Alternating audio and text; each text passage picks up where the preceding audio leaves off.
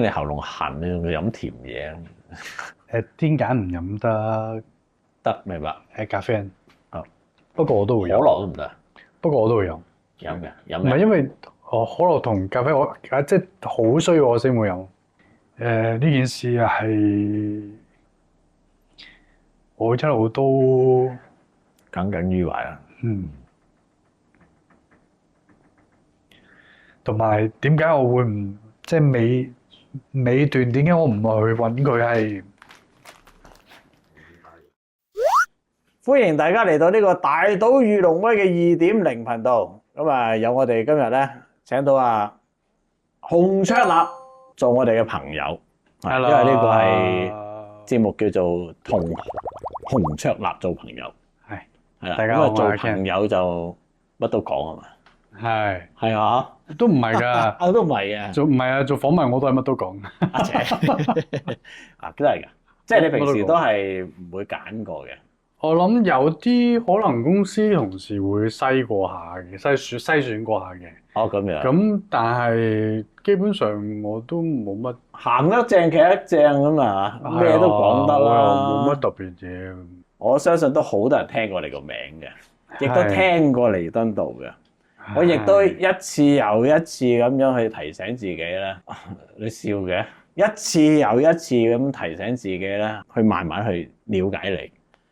咁樣，咁啊，希望你咧今日就可以話俾我聽，你一次又一次提醒自己啲乜嘢？一次一次提自己呢隻歌其實講有關終老啊，終老啊，即係我同你追夢，追夢。有時候可能後生啊、細個啊，當然大家都會有夢想啦。咁但係可能生活上有好多嘅情況會阻礙到你去追求你自己嘅夢想，或者你想做嘅嘢，或者你中意做嘅嘢，你可能需要放低。咁但係我哋覺得無論咩時候，只要你想，只要你好想嘅話，任何時候都係最適合嘅時候。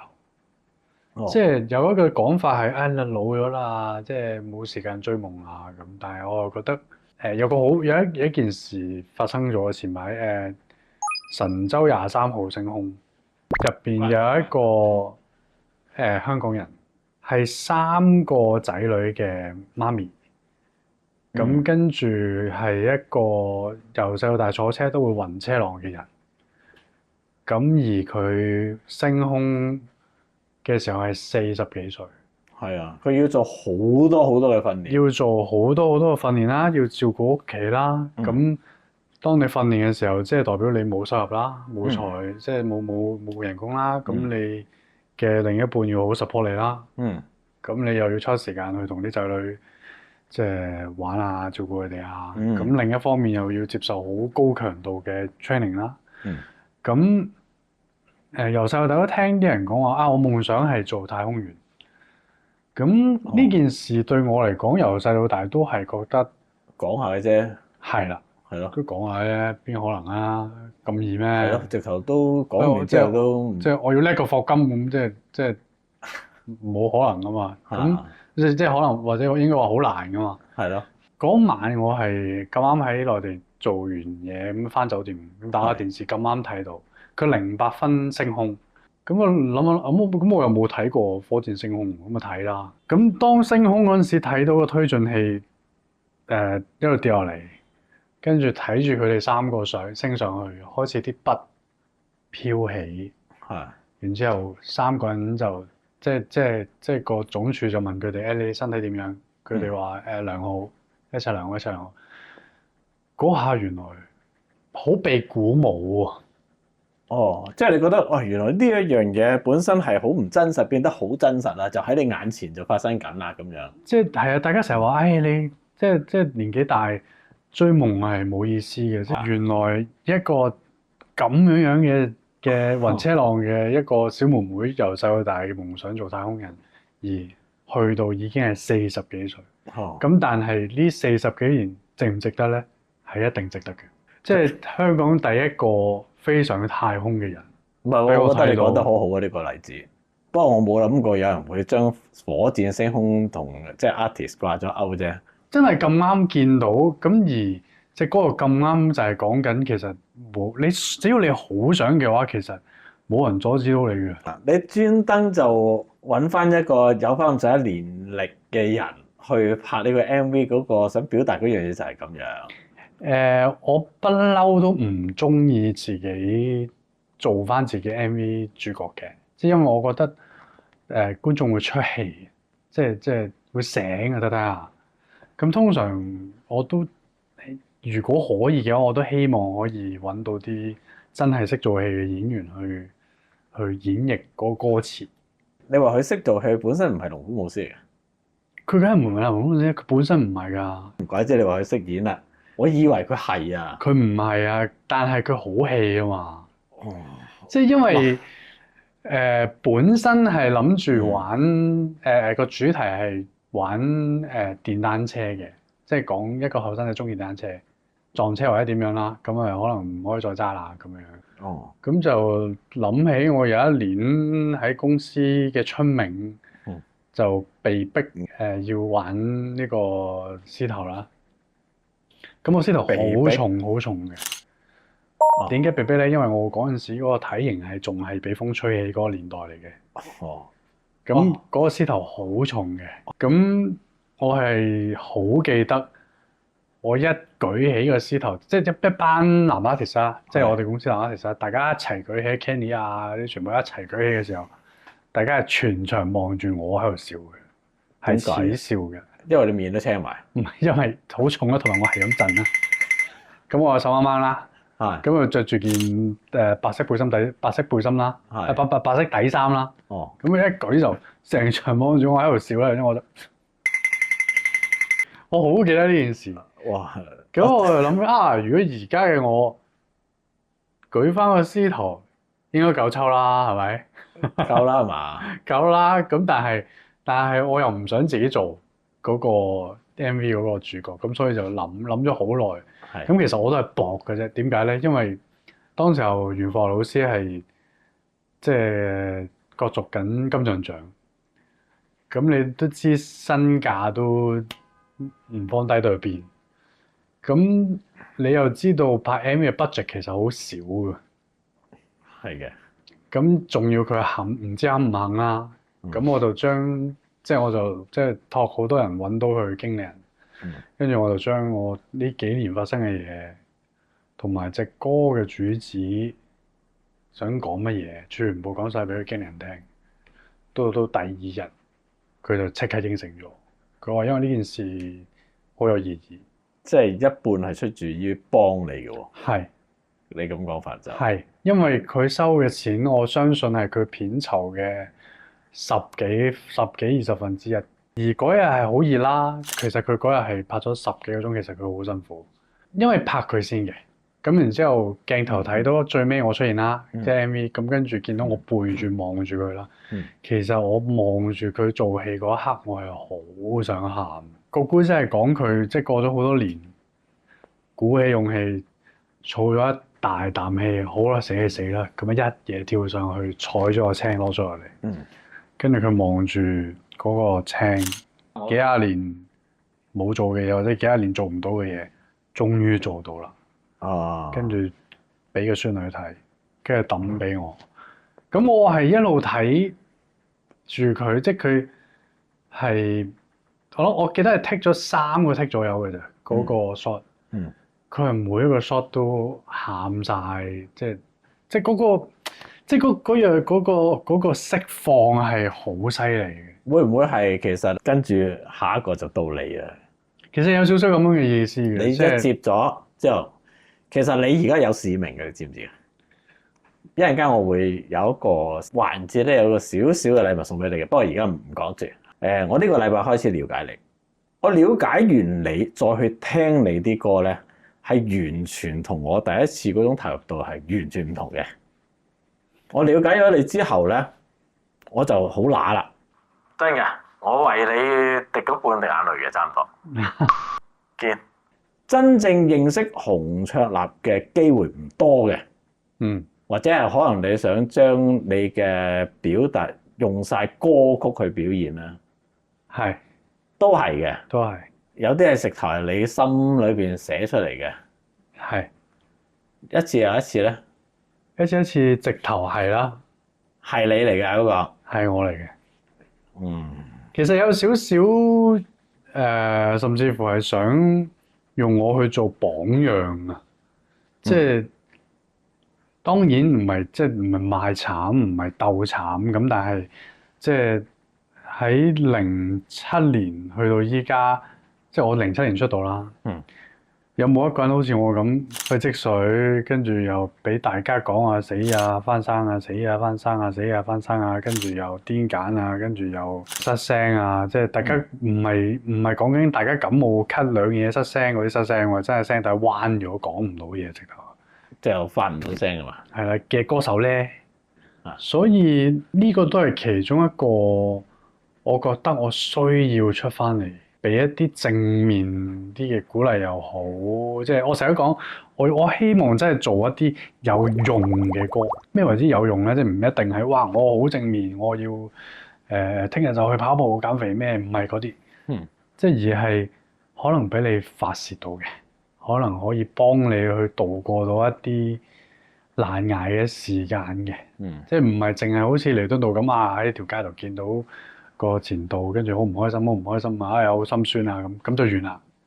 嗰陣時都好多人失戀嘅，聽完之後有人陪咁咯，叫做係咯。咁但係譬如而家就會想，譬如我上一隻歌叫做《愛是黑仔》，咁嗰隻歌都係情歌嚟㗎，都係講分手㗎。咁但係入邊其實有好多信息嘅，即係好多分咗手都可以係祝福對方，唔一定係要即係鬧交啊，捉唔緊嘅就放啦，係咪？同埋嗰排咁啱，我真係有朋友離婚。唉，因為好 friend，中學同學嚟㗎，即係中學到依家要分身家。而嗰個身家當然唔係講緊即咩啦，即係做呢件事就好 sad 啦。係啦，唔開心咁樣分開啦。咁有時又覺得同佢講啲乜嘢咧，即係私底下我應該同佢講啲乜嘢咧？即係而家就會特別想做一啲歌係可以有用咯，即係譬如一次提自己，咁歌詞入邊嘅你，其實就係以前嘅我自己，嗰時嘅我就係而家嘅我，即係有少少對話啦。咁即係你當係鼓勵又好，當係提醒又好，即係多謝自己冇放棄又好，即係成日都睇到，咪我成日都講一句説話，就係我睇到有個網民留咗一句言，如果你覺得自己唔好彩咩，你諗下吳卓立啦。咁呢句説話係啊，呢句説話我你聽落係咩感覺？我睇完之後都酸咗嘢嘅，即係都覺得哇，即係咁樣嘅咁，但係諗一諗，其實佢講得冇錯嘅喎，講得好啱嘅喎。其實即係當然唔係話我好慘啊，邊個夠我慘啊？咁但係即係大家生活上可能同另一半嗌交，俾上司鬧又好，咩都好，塞車遲到咩都好，即係一啲事情啦，大家覺得好困擾，但係其實係可以解決嘅。我有少少好似你咁講，好似有啲使命，好似有少少想用我自己去做一個少少榜樣，即係少少呢樣嘢去話俾大家聽。其實好多嘢都可以捱到嘅，你夠硬淨，你想就得噶啦。有好多觀眾咧就未必知道你呢幾年發生咗啲咩事嘅。咁你可唔可以簡介講一下你點解可以成為咗一個鼓勵人嘅人咧？知佢哋好叻噶嘛，不務正業啊，掛住溝女啊，去日本玩啊嗰啲咯。咩嚟㗎？唔係，呢啲係佢哋啲留言啊。即係佢哋成日都話我唔使撈啊，富二代啊，唔知點樣啊咁樣噶嘛。你要撈噶嘛係嘛？我梗係要撈啦。要嘅。我都係呢2年。唔係我唔知你係咪其中一樣噶嘛係咪啊？我係一路都係走緊 tour 嘅。係咁間唔時有啲商演咁咯。咁你話係咪發達咁又唔係，咁但係三餐溫飽啦。最令到我點解會消失係聲帶先嘅，其實係疫情前，我拍緊戲，咁跟住一路拍到疫情，中間有一次新聞都有報嘅，就話我暈低咗，入咗廠中暑，咁啊跟住就即係嘔晒白泡咩，講到好勁咁樣，講到我自己都唔知嗰啲嘢啦，仲唔知啊？你都暈咗啦。係啦，咁跟住而家就知道其實嗰次唔係中暑，嗰次係癲癇發作。癲癇發作。腦癇發作啦，其實個正統個名係腦癇。會有啲咩嘅事嘅咧？發羊吊，即係會抽搐，會係咁撞啲嘢而冇意識嘅。完全冇記憶嘅。即係嗰次之後發生嘅，以前細個冇嘅。其實諗翻咧，原來我之前曾經有過，不過好短暫，同埋我以為係中暑，或者以為係太攰。我曾經試過喺房度，即係酒店房，即係做嘢酒店房度，抽搐過，暈過，暈咗啊！因為咧首先嗰個感覺，發人屌個感覺係點嘅咧？就係譬如我有一次收工啦，咁啊即係打機啦，咁啊跟住開部電腦，咁啊諗住即係令個腦放鬆下，因為全日拍咗全日每一場都有我嘅，咁啊好繃緊啊！好繃緊，即係我 relax 下啦。你嘅 relax 方式就係玩下遊戲咁樣，打機啊咁樣啦。咁我好繃緊嘅做嘢，即係要求高啦，大家所謂嘅。咁而其實我覺得呢樣嘢係應該嘅。anyway，咁打部電腦，咁跟住嗰個感覺就係我一打開電腦望咗1秒之後，1秒嘅啫，你就合埋咗隻眼，一打開隻眼我就已經瞓咗喺地下。瞓咗喺地下有意識嘅，瞓咗地下唔知做乜，喐唔到。咁就諗下，咦，做咩事？唔記得㗎，你唔記得咗上一秒你係做緊乜嘢嘅？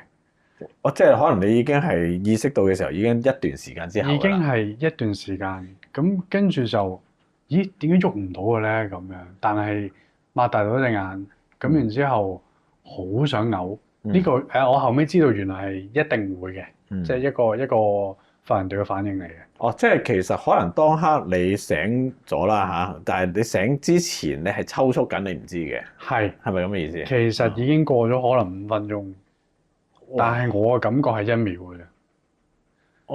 即係冇意識㗎啦嗰下。冇意識嘅，唔知嘅。咁跟住我諗過咗，因為我喐唔到嘛。咁跟住過咗可能我唔知幾耐啦，準備幾分鐘咁啦。咁跟住就慢慢唔得。咁你都要起身㗎，係咪？咁啊，夾硬撐起個人，翻上張床，攞個電話打俾助手，話俾佢聽，聽日開唔到工，因為我知道咁嘅狀態做唔到戲一定。咁就同佢講咗先，因為即係影響好多人，影響好大。咁講完啦，咁跟住就都冇意識到自己係咩事嘅。咁就再跟住就有第二次再大鑊啲嘅，就係大家聽到嗰單新聞高處墮下點。咁嗰次真係好彩有個燈光師接住咗我，因為我後面真係樓梯嚟嘅。如果我冇人接住咗我就真係碌落樓梯㗎啦。跟住就嘔晒，跟住佢哋 call 白車，咁以為我中暑得好犀利啦。咁好好笑，個導演仲同我講話，我同佢講嘢。我話嚇，我同你講咩啊？佢話我導演唔好意思啊，我諗我今日拍唔到戲啦，做唔到呢場戲啦。咁但係我係完全一滴印象都冇嘅。即係留咗言咁樣，突然間撳翻俾佢聽咁嘛。跟住我係一啲印象都冇，我係完全唔知自己講過呢啲嘢。係啊。我真正醒翻係喺架白車度嘔，因為一定會嘔噶嘛，即係我唔知嗰個原理係乜嘢啦，即係總之發人哋一定會嘔嘅，係嘔嗰下先醒，跟住我就係咁聽到導演係咁講出口，大鑊啦，即係大鑊啦咁樣啦。啊，咁跟住就都係以為中暑啫。係，咁跟住就喺醫院即係吊鹽水瞓咗一晚，咁跟住俾蚊針咗一晚。咁跟住冇啦，拍唔到啦。咁啊跟住就翻香港休息啦。咁去到疫情啦。疫情期間其實已經開始做巡迴。係。咁就喺嗰邊等嘅時候，就不斷喺個宿舍度發作，好嚴重，瘋狂發作。哦，我點解知道原來過咗5分鐘咧？係因為有同事直頭目擊晒成個過程，話翻俾我聽。跟住我先至知道原來發羊吊係咁樣嘅。佢係同我一齊打機，打下機，因為冇嘢做啊嘛，真係又唔出得街。咁你睇電視都悶啦。咁跟住佢就話我突然之間伸咗個懶腰，咁跟住就嚟啦。咁然之後我醒翻咧，就已經喺嗰張凳。跟住我起就撐起個人。佢有冇報警咧？先問啦。冇，因為幾分鐘嘅啫。我第一句説話我就係話垃圾桶。係。因為我好想嘔。想嘔。垃圾桶。咁跟住佢即刻遞俾我，跟住我話發生咩事？跟住佢話你唔知咩事啊？我完全唔知。跟住後尾先至發現我咬崩嗰隻牙啦，跟住隻腳腫晒啦。原來我抽筋嗰陣時一嘢踢咯，係咁踢，係咁踢。張台唔係一嘢係咁踢，係咁踢張台。同一個位，咁跟住就佢先至搬我過去瞓低，咁跟住開始就發現唔對路啦，就知道咦原來好似唔係中暑喎。嗰陣時仲未確定自己，都唔知㗎，你就係以為之前中暑幾鑊咁啊？係啊，以為中暑幾鑊，以為自己即係真係，譬如碌個樓梯，爭啲個樓梯嗰日係真係好熱，同埋我真係着晒西裝。即係又 run 成日拍成日，咁嗰一場有好長嘅對白，又好緊要嘅。可能你點講咧？太集中精神嗰陣時，就會好容易會病發啦，係咪啊？係啦，呢個就係其中一個誘發癲癇症嘅腦癇症嘅原因。咁跟住呢一樣嘢就引致到你要去確診啦、食藥啦。咁係咪啊？要食藥啊？係啊，同一時間就發現自己冇把聲啦。同一時間？唔係，其實係因為一路都冇用聲，一路都唔使用聲。因為之前拍戲嘛，中間疫情啊嘛，冇嘢做噶嘛，大家都冇嘢撈噶嘛，即係唔使唱歌噶嘛。咁你一日唔唱歌，你一日其實唔知道自己狀態係點樣噶嘛。講嘢講到，唱唔到歌。係啦，我就要將有一場 show 嘅所有每一隻歌全部降咗好多度，好厚面皮咁樣完成咗佢。因為我冇辦法，我簽咗約，我一定要做。不過可唔可以講下啲感覺嘅咧？而家你係好翻咗嘅呢一刻？好唔翻嘅，人嘅聲帶係合埋噶嘛。咁係漏少少窿，即係應該咁樣，漏少少窿，吹響，發出聲音，跟住用個口腔去做個字出嚟，先至講到嘢，唱到歌。咁而我有一邊聲帶係彎咗。咁所以合唔埋，咁咪漏氣咯。咁漏氣就有好多高音唱唔到，冇假聲，講嘢都會好大力先至講到，因為係咁漏氣。咁而嗰陣時就係咁嘅狀態。而家唔係嘅。醫生開頭話我永遠都好唔翻嘅，咁但係我就遇到一個顛覆咗我10幾年嚟嘅即係知識。唱歌知識嘅唱歌老師用咗一個新派，唔係新派嘅，即係喺我身上面新派啦嘅唱歌方法，去攞翻把聲。你話係咪攞翻以前100%？我覺得冇可能噶啦。咁但係最少而家，譬如你講嘢，你唔會覺得我有問題啦。即係你連講嘢都用咗另外一種方式去講嘢嘅，而家其實係㗎。其實以前我係冇咁厚嘅把聲，係咯，我覺得你而家把聲幾正喎。以前唔係咁樣即嘅。我都，如果我用你嘅方法，我把聲都會變厚嘅。要練咯，用多啲鼻音。唔關個鼻事嘅，喺下面嘅，唔係下面，係大家所謂嘅 chest。下邊我都 OK 嘅。試下。係啦，嗰陣時失聲咯，咁跟住做完嗰場 show，我好唔開心，因為我都對自己有啲要求嘅，係度嗰樣嘢係你中意嘅嘢嚟噶嘛，即係你本身中意嘅嘢，你做唔到，仲要夾硬降唔知幾多度，嬉皮笑臉好似冇嘢咁樣去唱歌，咁對我嚟講係嗰2個鐘係地獄一樣。我都夠膽講，我人生我唔係人，我嘅娛樂生涯入邊，我有咪過嘴，我咪過1次嘴，就係因為感冒沙聲沙到真係講唔到嘢，咁但係冇辦法，一定要做，咁就咪咗1次嘴。哦，即係嗰1次嘴都係地獄嚟嘅，因為對我嚟講呢樣嘢係接受唔到嘅，係接受唔到嘅。咁而嗰一場 show，我寧願咁樣我都唔咪嘴，但係都係地獄咯。咁翻到後台，我就發現有血腥味喺個口度走出嚟，咁跟住又爛聲啦，講唔到嘢啦，咁跟住就開始我就唔得啦，我就同公司講，我話唔得啊，真係唱唔到啦。咁因為大家聽到噶嘛，咁大家又知道，咁好彩個客又都好人啦。即係因為其實我哋有簽到，即係即係一段期間以內要完成幾多場咁樣啦。佢體諒你咯，係咯。佢體諒我，佢有俾我休息嘅，甚至乎休息咗好耐添。咁中間就係去睇醫生，中醫、西醫、針灸乜嘢全部試過晒。醫生就主張我休息。咁我好乖。沖涼我都唔唱歌，以前沖涼好中意唱歌。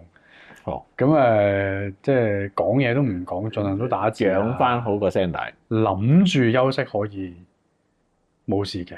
咁但係過咗半年都唔得，咁都諗住放棄㗎啦，即係諗住轉行㗎啦。其實，因為10幾年前肺積水關我肺事。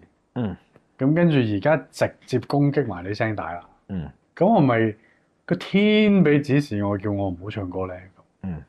咁但係突然之間，當我想放棄去做演員，咁即係操嘢健身，咁跟住我跟咗一個識咗好耐嘅健身教練。咁佢唔係嗰啲體能型嘅健身教練，佢係一啲健美型嘅健身教練，即係玩嗰啲即係嗰啲好大嚿嗰啲咧。我咯，係咁跟住，咁佢嘅方法係比較激進嘅。就係即係佢要泵到我好大嚿，跟住生好多肌肉同脂肪，跟住先減脂肪。因為減脂嘅時候其實會減埋肌肉嘅。咁即係初開屁嘅朋友會明咯。咁但係唔初開嘅朋友就會覺得我即係當時又咁啱有啲有分手嘅消息啦。咁跟住大家就覺得我係自暴自棄啊，因為我1個禮拜操係5、6日去做 gym，每一日可能操2個鐘。當時候已經有啲眼食緊藥㗎啦。但我冇理到咯，我照做，因為我想即係既然唱唔到歌，咁我都要謀生，我都要去俾啲嘢自己做㗎。咁就做 gym，希望即係變靚啲個身形，可能做戲啊、轉型啊、做演員啊，點啊。即係咁樣嘅原意嘅。本來係咁樣嘅，咁亦都本來係諗住收咗身先俾大家見到嘅。咁但係即係分手啦。咁又焗住出嚟見到大家啦。咁泵到最大嗰陣時就俾大家見到啦。咁想減翻嚟嘅時候，又因為可能身體成世都冇試過咁重啊，咁條腰又整親啦，咁就做唔到運動。咁你一停，肌肉就走，就得翻脂肪，咁就再連埋癲癇藥嘅副作用，就變到200磅咁大嚿。而家有幾多磅？而家減翻啲啦。嗰陣時嘅所謂嗰啲你最唔想嗰啲留言咧，就係已經撲過嚟啦，係咪？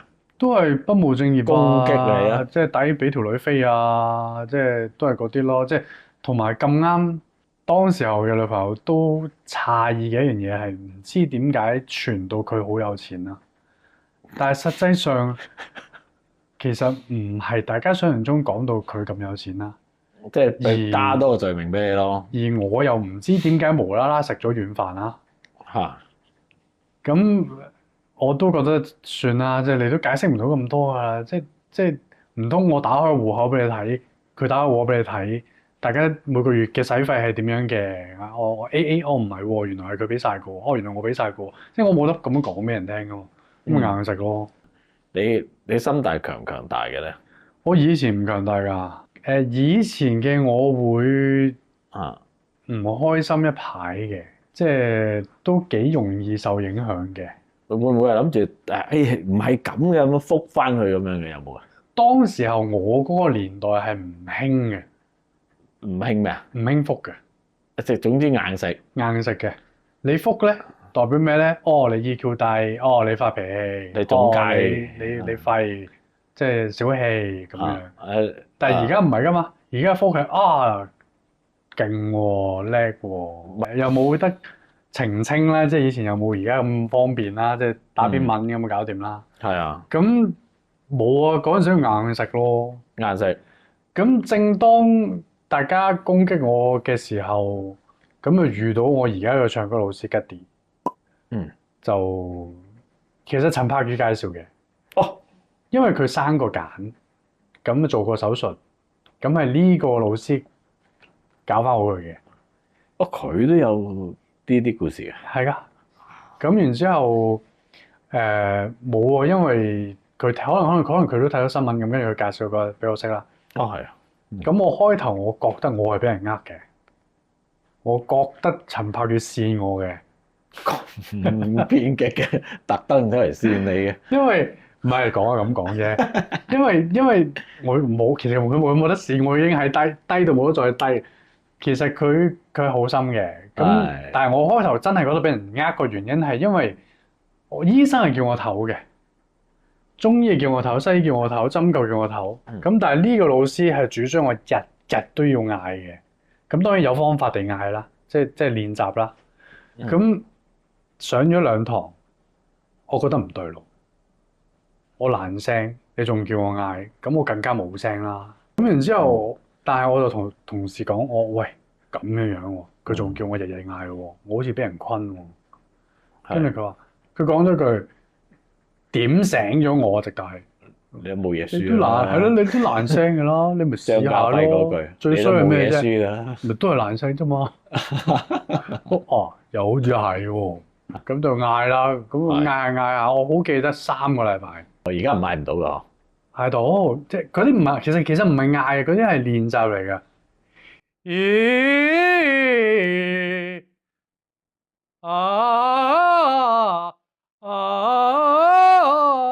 即係以前嘅我，原來你都幾大聲㗎喎。嗱，我就想講呢樣嘢啦。以前嘅我係冇可能嗌到咁大聲嘅。係咯，我唔係因為你而家講嘢嗰把聲底唔似嗌到咁大聲啊。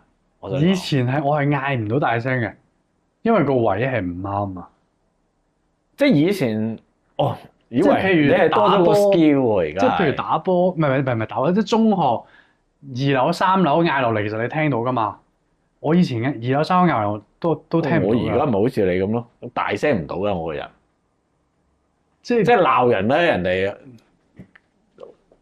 即係嚇到你醒一醒嗰啲啊嘛。我鬧人冇聲嘅，即係可能我要學你咯。我俾個電話你，即係有好多，即係佢嗰排就當係丹田派，即係煙腔，即係京劇煙腔，你當係咁啦，即係當係咁樣嘅方法啦。咁佢就主張我不斷咁樣練習。咁到第3個禮拜，我好記得點解咧？因為我突然之間有一朝起身，我講嘢慳咗好多力水嘅。突然之間發現講嘢唔使用力嘅，都響喎。哦，咁就咦？我好似冇俾人呃喎。我唔知觀眾頭先現場聽唔聽到，其實都幾大聲。我就係啲突然間咁大聲嘅咁。每一次佢同我上堂都係我有錄低嘅，因為 online 嘅咋，其實係 online 嘅咋，唔係面對面嘅。咁 online 都教到嘅。係啊，online 真係唔使教撳住你個耕田啊嗰啲唔使。唔使嘅。哦，即係我每一次都錄低，咁跟住我又睇翻，譬如而家睇翻1年前嘅我，其實係唱唔到咁高音嘅。去到某一個位，大家即係公司覺得我好似好啲啦，咁就要還債，係就開始出翻嚟，叫做行 tour 啦，即係出翻嚟還債。咁第一場係緊張到我黐咗線嘅，即係因為其實未好翻嘅。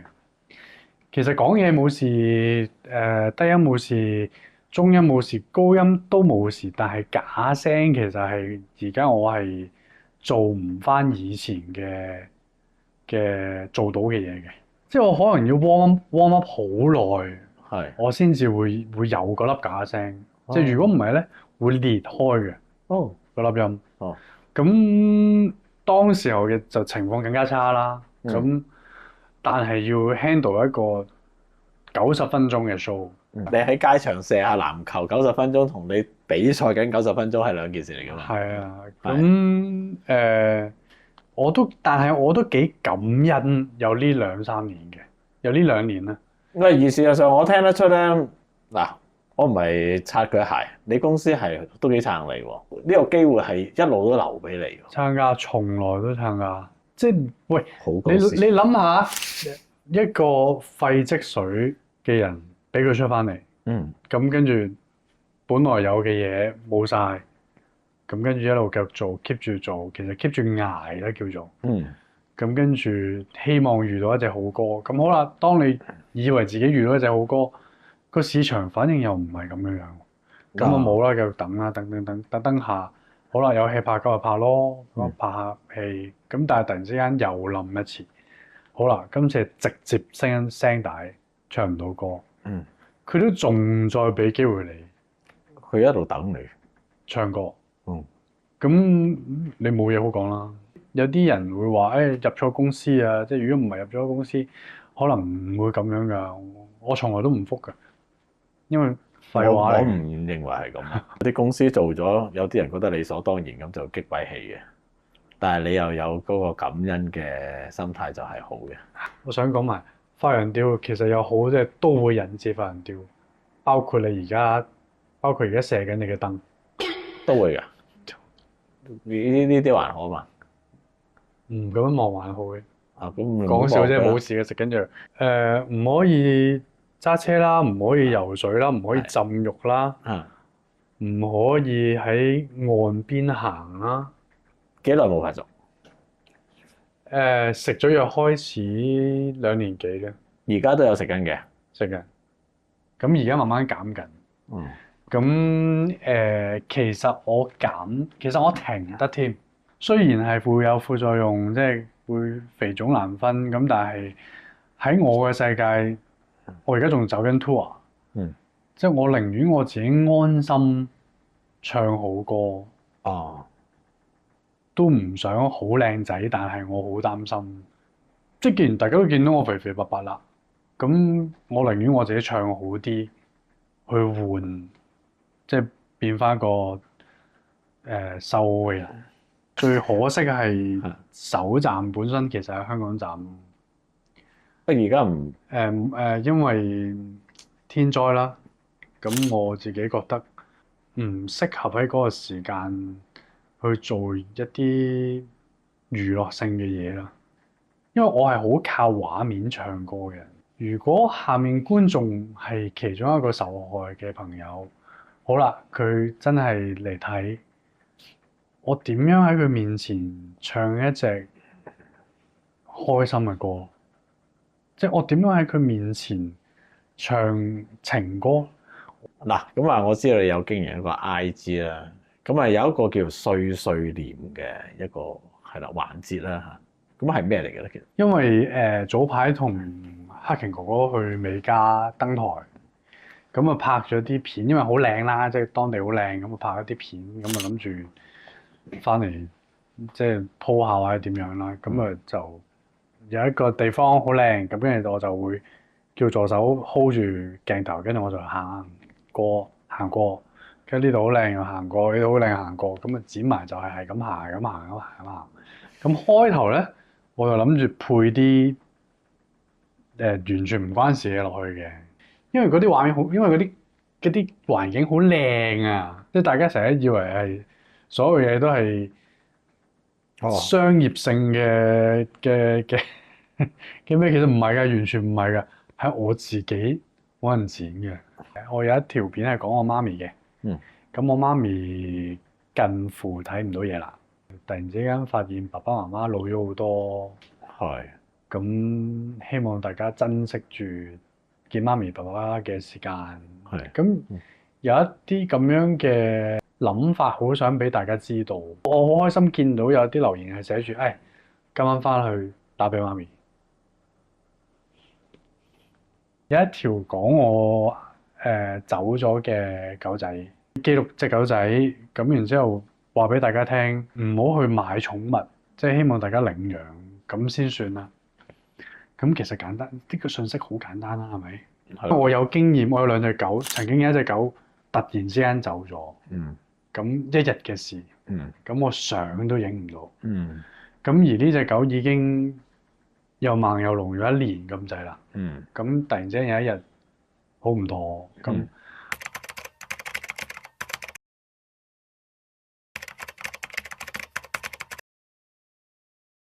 有一啲你即係好愛你嘅fans 朋友咁啊，想有一個留言俾你聽下，好唔好啊？咦 ？Hello， 洪卓立，你好，我係陳太，係思維嘅媽媽，好多謝你當年親自嚟醫院探望思維嗰陣時，佢啱啱確診咗小腦萎縮症，成個人都好驚，好迷茫。你走入嚟病房同佢講加油，叫佢唔好放棄。我當時見到思維真係好開心，佢估唔到佢自己嘅偶像會嚟探佢。你當時真係俾咗好多愛同埋關懷佢，令到佢可以正面咁去繼續行佢嘅前面嘅路，真係好多謝你啊！思維喺2023年已經走咗，但係你嗰日帶俾我哋嘅溫暖同埋關懷，我到今日都仲記得。洪卓立，我知道你近呢幾年嘅身體都唔係幾好，聲帶又好似有啲事，又要照顧屋企人，可能真係好大嘅壓力。但係你都要加油，好好保重自己嘅身體。你唱歌唔係只係娛樂人，係真係可以安慰人噶。我好中意聽你唱歌，我都係你嘅 fans 啊！如果你第日開演唱會，記得通知我，我一定會買飛去支持你嘅。另外呢，你見到嗰幅相，當思維影呢輯相嘅時候，你哋為咗要俾阿思維更加開心，你哋製造咗一個驚喜俾佢。你匿埋，突然間喺思維面前出現，個傻妹開心到揞住個面，趴喺牆上邊，佢個心真係好開心，好開心。佢知道哥哥好錫佢，所以佢其實喺天上邊係睇住你嘅。佢會同哥哥講：哥哥，你要更加加油，更加要努力，要叻過思維，唔好放棄。思維佢好掛住你，知唔知？你要努力啊！陳太都好掛住你，我都好想你好努力，好正面咁去行你前面嘅大路，唔好放棄，加油！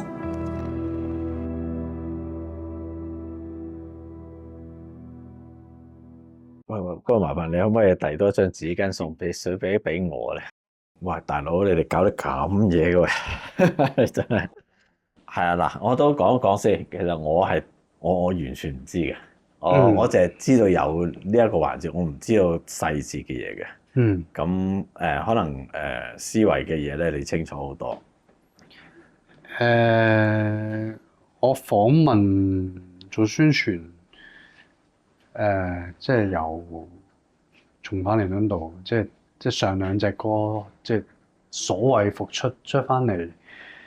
有兩個原因，就係其中一個原因就係頭先我話啊，有個朋友聽咗我有一隻歌叫《回到最愛的那天》，咁就放棄咗輕生嘅念頭。咁跟住嚟再嚟睇我 tour，咁跟住就 DM 我多謝我。咁我唔知佢邊個嚟，咁亦都唔係嗰啲即係一路會跟住我嘅 fans 啦。我睇到嘅時候係好震撼嘅，即係覺得哦，原來我影響住一啲生命喎咁樣啦。咁而呢一件事其實我有時會講，有時唔會講。某程度上係呢兩件事令到我覺得需要復出。我最後一次唔係因為有時講起佢，我又忍唔住，咁我又有時候又費事嗰個訪問好似好 sad 咁樣，咁我就輕輕帶過就算數。咁但係佢其實係好重啊！即係嗰一拳打落去個心度好重嘅。因為我係彌敦點解識佢咧？係因為幫我拍彌敦道 MV 嗰個導演，咁就喺電視台有個節目，咁就訪問佢定係我唔記得咗訪問佢定乜嘢咧，即係總唔知係拍佢嘅。你講佢係思維係。咁跟住佢就知道啊，我係佢偶像，咁就問我，佢就打俾我問我可唔可以去見佢。咁我記得得啦，冇乜所謂啦。咁跟住就知道佢係即係有絕症啦。咁當時候嘅信息係話其實好快就會走㗎啦。咁中間好好嘅，即係你頭先睇到啲相咧，咪有好多人嘅。其實就係嗰個節目嘅燈光、攝影、化妝、導演，全部人一齊出嚟同佢食飯。咁當時候都仲係冇事嘅，即係都好似你咁講冇事。咁中間冇去揾佢。咁我有少少棘住咗嘅位係，我唔係好敢去揾佢。一嚟我會記住好耐啦，即係因為我好多嘢諗啦。咁我中間情緒又唔好啦。咁我如果牽動到我啲情緒，即係譬如當時候我連電話都唔睇嘅，咁我又會驚，即係自己身體唔好啦。咁亦都有一個少少，你當我好自私又好傻嘅信念。我覺得一個人如果有一個精神寄託或者有期待嘅話，嗰個鬥志，即係生存嗰個鬥志會大啲。咁所以我一路我都冇去揾佢，但係其實我一路都記住嘅。一路我都記住呢個人，一路我都冇放低到。咁直到去有一日，導演打俾我，去唔去佢屋企探佢啊？咁我就知道差唔多啦。即係幾年前係嘛？我都唔記得啦。其實未㗎，即係其實佢未走嘅當時。去到我一入門口，咁就呢邊 sofa，呢邊係床，咁佢就瞓咗喺度。咁我隔離有個工人姐姐，咁跟住佢就好開心啦，即係笑啦。但係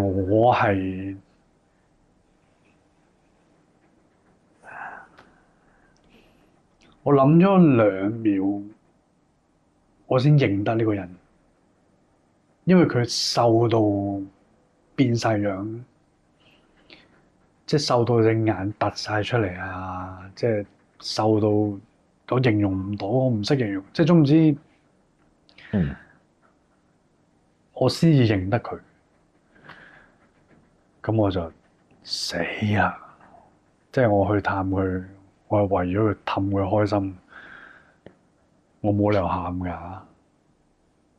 咁就即係死搣爛搣自己，死忍爛忍咁，跟住都唔知同佢講咩，因為我都控制唔到自己咁滯㗎啦，即係都係話點啊，即係我唔記得自己講乜嘢啦，其實即係總唔知寒暄幾句咁，跟住就好開心咁樣，我哋影相啦，點啦，咁跟住佢嗰陣時就只可以用部電話同我溝通。咁跟住打字俾你打字，咁跟住我哋就一班人就影完相，跟住就走。咁樣一出門口，全世界都喊。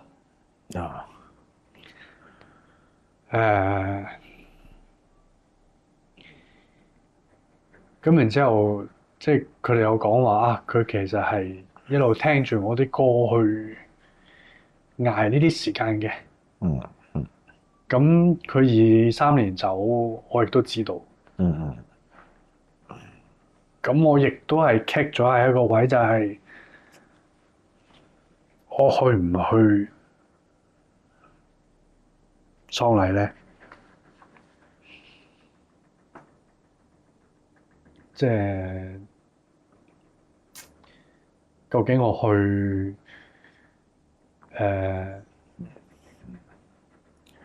我會點咧？咁譬如即係講深啲嘅敏感啲嘅話題，譬如瞻仰遺容。咁我曾經即係親戚有試過，咁我好細個，咁我記到依家。咁我唔係驚嘅，純粹係有個畫面我記到依家。咁但係而家我呢個年齡，即係去，我會記到幾時，或者我會點樣咧？咁到最終，我冇勇氣去喪禮。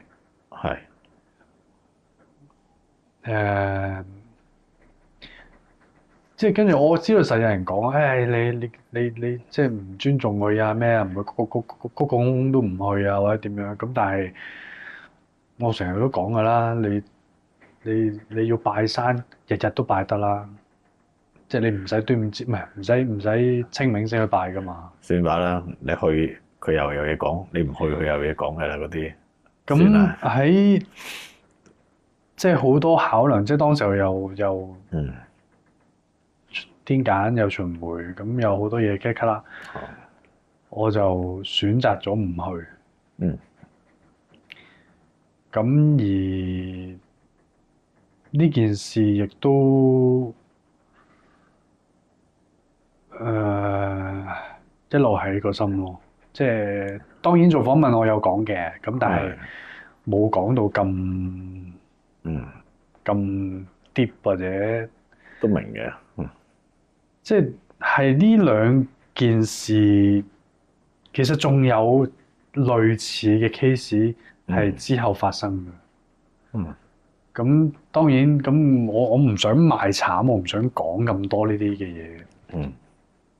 即係好似好多生命懶係要等住你救啊咁，即係我唔想咁樣。即係但係原來大家所謂你過晒氣唔紅啦，點㗎啦。但係原來我自己嘅歌係會影響住一啲生命嘅。今日你睇完呢個影片之後，你會唔會更加覺得肯定呢樣嘢係其實你係做緊好正確嘅事啊？我開心嘅，開心個位係開心嘅位係佢媽咪冇怪我冇去到喪禮。呢件事係我一路都耿耿於懷啊！同埋點解我會唔即係尾段點解我唔去揾佢係即係有少少覺得就係嗰樣嘢咯，即係可能有期待，可能佢意志力會強啲，可能會係啦，即係可以耐啲。咁你唔知㗎，你本來話好短時間都已經去到，即係難聽啲講都其實奇蹟嚟㗎啦，即係已經去到23年。係啊，即係即係彌敦道出係幾年？彌敦道出係我冇記錯08、09年，咁最多係10年識佢。就而當其時就講話都好快就離去，點知都係真係奇蹟10幾年咯。咁即係其實你可能即係唔多唔少都有你嗰個諗法，可能你成功咗咯。其實即係延長咗件事。希望紅唔紅都好啦，即係希望或者應該咁講，唱到幾耐都好啦。即係希望影響到嘅未影響。好好啊！咁你有冇啲乜嘢同翻阿陳媽咪講？因為頭先我聽見原來佢都係你嘅 fans 嚟嘅喎。都係嗰樣咯，多謝佢冇怪我咯。即係呢個係一路都即係我唔去探佢，你都有我可以有藉口啊！我因為忙，我因為唔喺香港，我因為做嘢，我因為乜嘢？但係喪禮唔去，我揾唔到一個藉口去俾自己，或者俾佢，或者俾思維，即係咁一路都耿耿於懷嘅，因為又冇聯絡啦，同佢媽咪，咁又冇再同導演嗰班導演提起呢件事啦。咁所以淨係收到個姑娘信息，我都唔知邊個啦，我都亂晒，即係總之話走咗啦咁樣，即係幾時會有喪禮咁樣。係。不過咧，即係傾，我又覺得你唔使耿耿於懷嘅，因為其實去到思維好後期嘅時候，咁原來站喺一個病人嘅立場，即係你都知道你探佢嗰陣時已經喺我哋面前，可能我喺醫院嘅時候我都明。係啊，即係你明唔明啊？即係呢個係尊嚴嘅問題，係啊，所以即係可能有一個病人唔係好中意，未必即係好需要，但係即係佢媽咪一路都記住，就係思維喺佢發病佢最需要支持嘅時候你出現咗，佢媽咪一路都係感恩嘅。可能人哋覺得你一個探訪係微不足道咁，其實唔係嘅，係啊。好神奇啊！呢個世界啲嘢真係有個咁樣嘅緣分係嘛？有個咁嘅機會俾你可以講翻呢一件事係啦。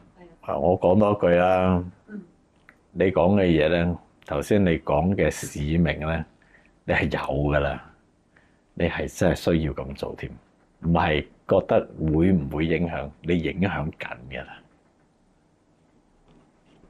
好嘛？除非唱到真係爛咯，或者除非公司無啦啦解約咯。如果唔係，我都會唱落去嘅。我諗就算公司解你約咧，我哋都要繼續唱下去。冇唱俾公司喎，可能我冇人要我喎。咁我同你喺街邊嗰度擺檔唱點樣？擺喺彌敦道嗰度咯。可唔可以講多少少你嘅 future？因為嗱，其實咧，你嘅過去咧都唔想再講太多好似賣慘嘅嘢啦。講下 future，你有冇咩目標？大家所謂嘅無所事事咯。咁啊，因為喺內地做都話，你。因為其實排到下年㗎啦，已經。其實一路排到下年，好似2、3月暫時2、3月係啊，啊，即係你個 tour 一路走到去2、3月嘅會。係啦，咁係講緊係跟住世界巡迴嗰種啊？哦，我唔係，我好有自知之明嘅，我喺內地啫。內地係咁啊，內地都唔細啊。即係暫時去到2、3月，咁跟住會點就仲未傾好。咁係但係落實咗嘅就去到2、3月最少。好咁樣。哦，OK 啦。嗱，咁另外一個問題就係、如果洪卓立要介紹你自己3首歌俾人聽，除咗彌敦道啊，我唔會嘅，你唔使講呢個我都唔會。係除咗彌敦道咩？彌敦道、彌敦道同彌敦道啊，3首歌，你當我從未認識過洪卓立。回到最愛的夏天啦，一定係呢隻歌。係好有趣嘅，其實好奇怪嘅。你睇份詞咧，你會覺得好似好多畫面好亂嘅，咁但係其實佢係每一行一個珍貴嘅畫面，每一行係一個珍貴嘅畫面，每一行係真畫面。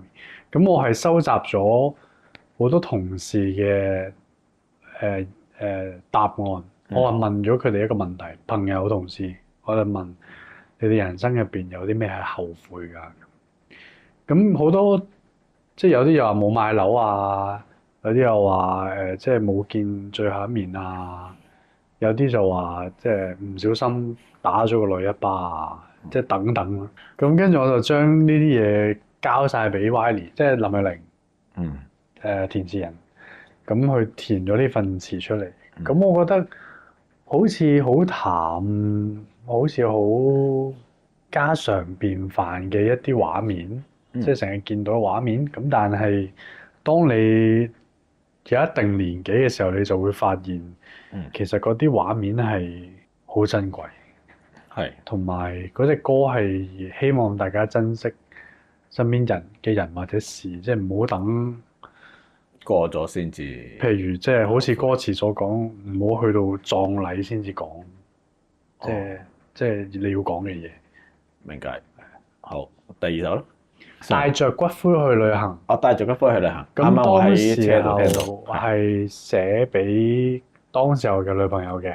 好耐之前我有講過話，我唔再唱呢隻歌，啊，因為分咗手。即係上個女朋友唔使驚，上結晒婚生晒仔嘅冇關係㗎啦。咁跟住我唔驚啊，你唔係你個驚樣好似好尷尬啊！我有一段時間我係話我唔唱嘅，因為嗰隻歌係做俾佢嘅。咁我覺得再唱已經冇意思啦。咁因為每一句都係真嘅。即係我知啊，我所以咪揦住咯。林春華好錫佢一啖，即係嗰啲全部都係真嘅。我係同歪文講晒所有呢啲嘢。咁再唱嘅話，其實冇意思。咁但係我又覺得，即係過咗咁多年，我又覺得當然大家想聽啦，即係大家中意隻歌啦。咁我又覺得點樣先至為之真真正正放低一樣嘢，就係你可以毫無波瀾咁正面面對呢一隻歌，正面面對呢件事。咁而家我每一個 tour 我都會唱呢隻歌。最後一首啦。最後一首歌嗱，我唔係 hard sell， 但係新歌真係我想講嘅。係呢首歌新歌係即係一次又一次提醒自己啦。一次一次提自己。係邊個作俾？係收 demo 咁啱收到張繼聰聰哥張師傅嘅歌嘅曲，其實真係緣分嚟嘅。咁跟住好中意佢噶。好想填，即係就係嗰樣嘢啦。即係由我去出發，一個中佬用而家呢個年齡去做一個新人，重新出發。即係你想嘅話，幾時都係最適合嘅時候。即係我覺得呢樣嘢係好緊要。都啱噶啦！你而家呢一刻都真係呢一個係啊，即係真係講緊我㗎，即係有一句係我每一次都講嘅，有一句係半途仍輸得起。我當我有80歲命，我都一半啦，咁仲驚咩啫？同埋嗰個 MV 都拍得好好，今晚我就聽一次又一次提醒自己。好，今日非常之多謝你，我多謝你哋。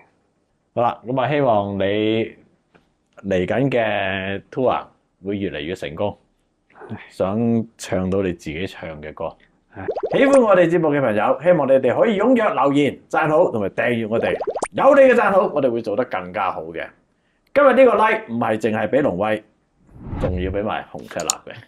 我押韻嘅喎。多謝你哋嘅收看。